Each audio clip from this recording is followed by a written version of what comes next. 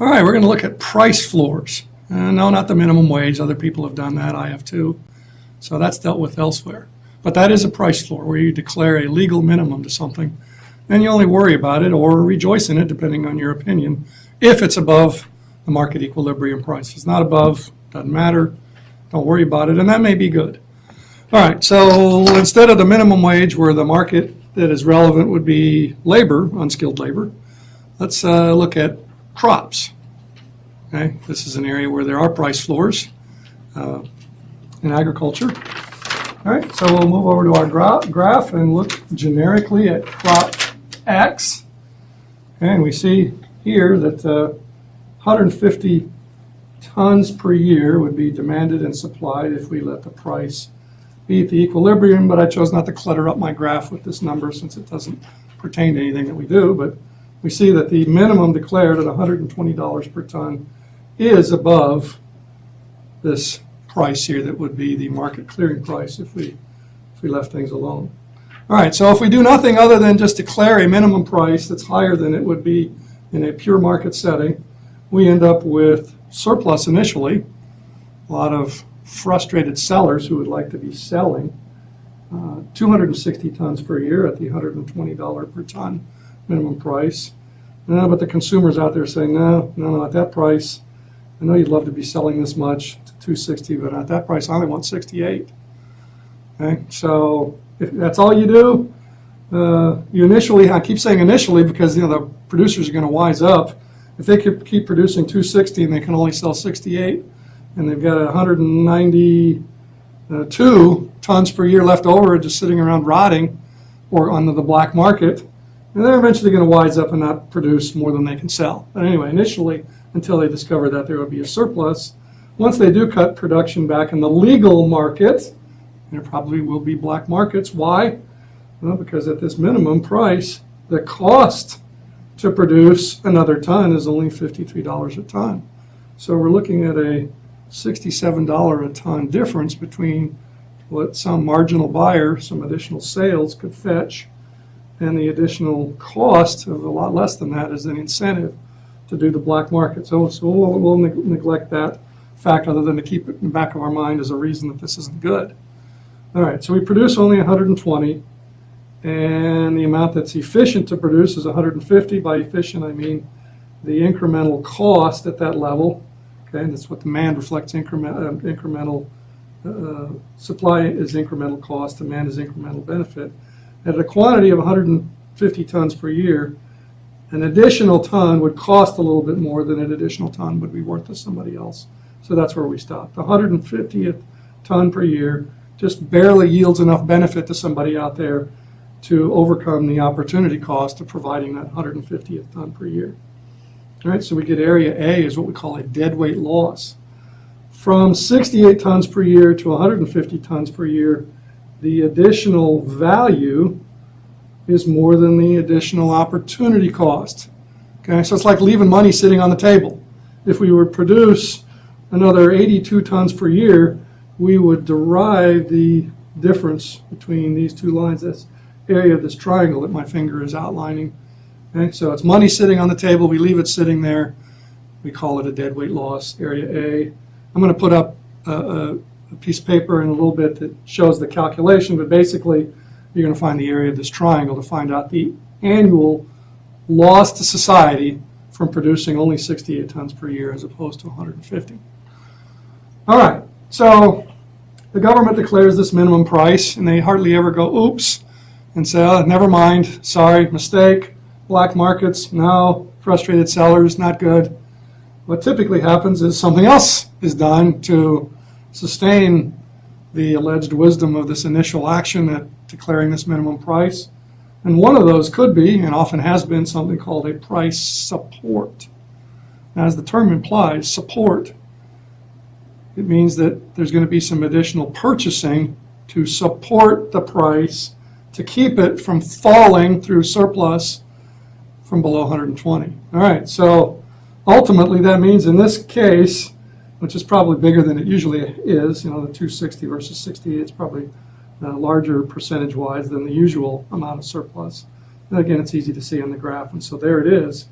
So the government, as taxpayers, are going to have to purchase 192 tons per year so that the quantity demanded is equal to the quantity supplied of 260 at 120 tons per year. Okay, and that's called a price support.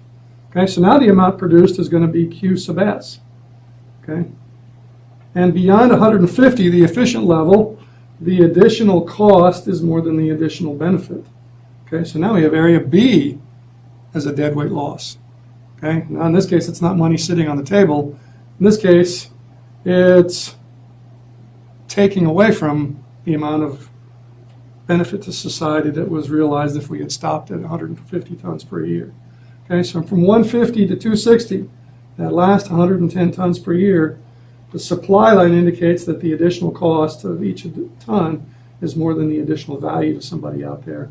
So we suffer this as a loss. Again, find the area of this triangle, that's the loss to society per year for overproduction, and I'll put the actual calculation up in just a minute towards the end of my remarks so that you can get it down if you want to.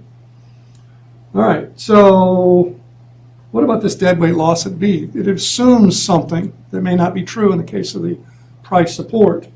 All right, this segment of the demand line from 68 to 260, that's the value of the last 192 tons per year, the 192 tons per year that we taxpayers purchase and do something with. Store them somewhere, put them in school lunches, send them overseas for famine relief, whatever. Okay, that's what this line reflects, the marginal value of those last 192 tons per year. If we put them all to their highest and best use, as indicated by the demand line from 68 to 260, then B is the deadweight loss from producing 260, and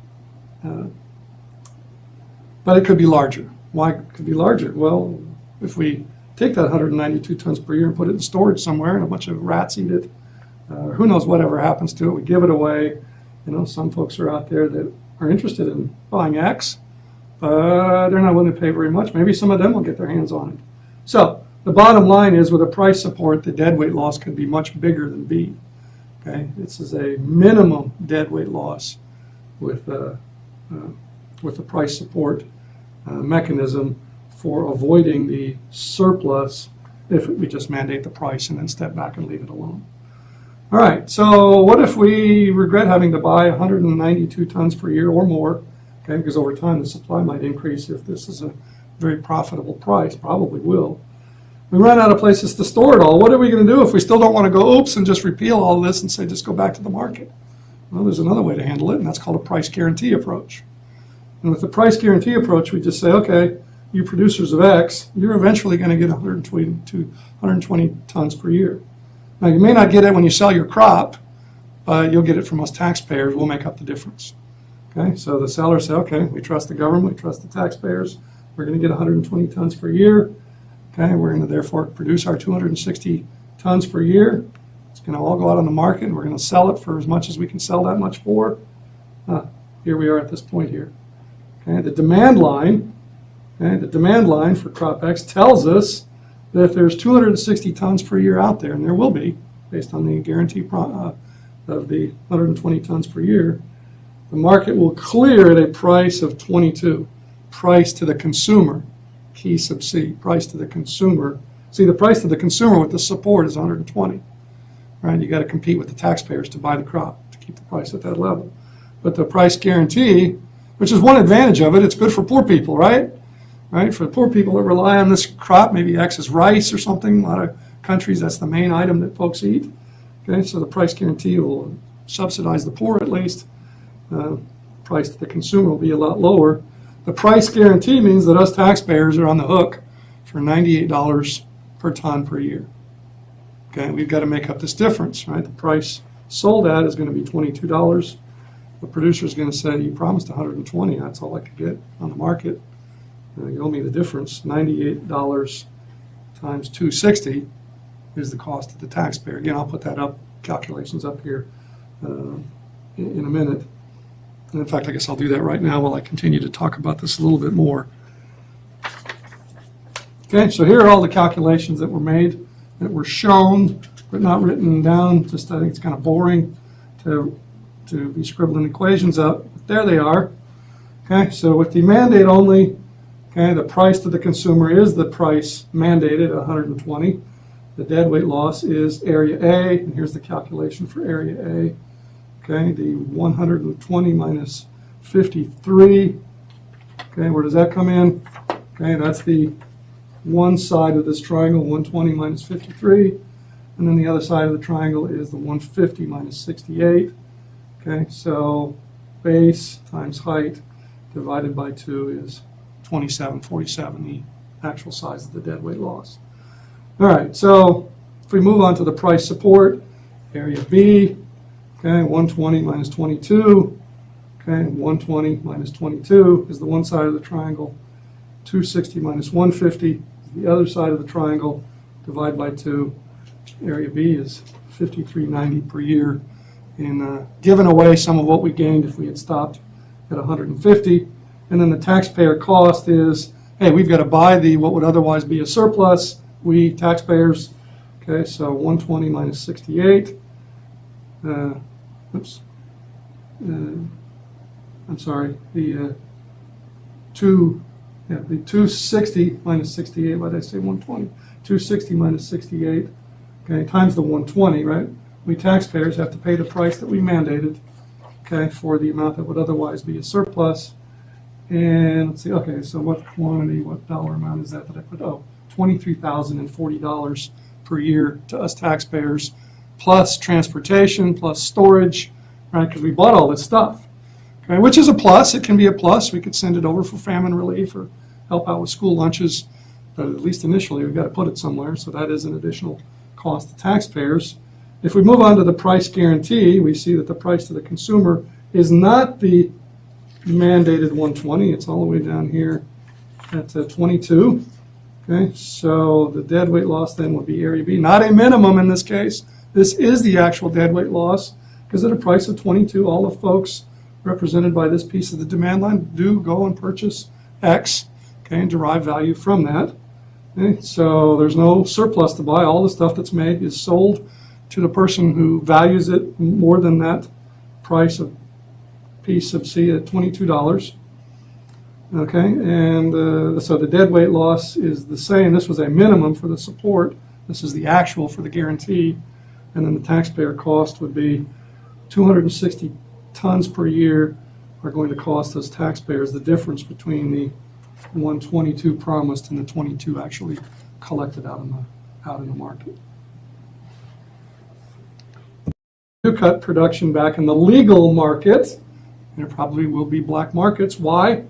Well, because at this minimum price, the cost to produce another ton is only $53 a ton. So we're looking at a $67 a ton difference between what some marginal buyer, some additional sales could fetch, and the additional cost of a lot less than that is an incentive to do the black market. So we'll neglect that fact other than to keep it in the back of our mind. All right, we're going to look at price floors. No, not the minimum wage. Other people have done that. I have too. So that's dealt with elsewhere. But that is a price floor where you declare a legal minimum to something. Then you only worry about it or rejoice in it, depending on your opinion, if it's above the market equilibrium price. If it's not above, doesn't matter. Don't worry about it. And that may be good. All right, so instead of the minimum wage where the market that is relevant would be labor, unskilled labor, let's look at crops. Okay, this is an area where there are price floors in agriculture. All right, so we'll move over to our graph and look generically at crop X. And we see here that 150 tons per year would be demanded and supplied if we let the price be at the equilibrium, but I chose not to clutter up my graph with this number since it doesn't pertain to anything that we do, but we see that the minimum declared at $120 per ton is above this price here that would be the market clearing price if we left things alone. All right, so if we do nothing other than just declare a minimum price that's higher than it would be in a pure market setting, we end up with surplus initially, a lot of frustrated sellers who would like to be selling 260 tons per year at the $120 per ton minimum price. But the consumer's out there saying, no, at that price, I know you'd love to be selling this much to 260, but at that price, I only want 68. Okay, so if that's all you do, you initially, I keep saying initially because the producers are going to wise up.